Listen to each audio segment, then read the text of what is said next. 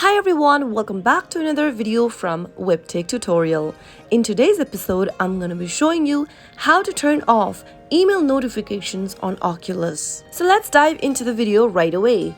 First of all, open your MetaQuest application from your app drawer and make sure that you're logged into your account. After you're signed in, tap on Menu at the bottom right hand corner and under the Settings menu, tap on Email Preferences. Now, in order to turn off the email notifications, simply go ahead and disable the options right next to each notifications you don't want to receive. Once you've done that, you have successfully turned off marketing email notifications from Oculus or MetaQuest. So that's how easily it can be done. If you found the video to be helpful, go ahead and give us a thumbs up. Don't forget to subscribe to the channel by hitting the subscribe button. Also press on the bell icon so that you'll never miss another upcoming upload from us. I will see you again in the next video.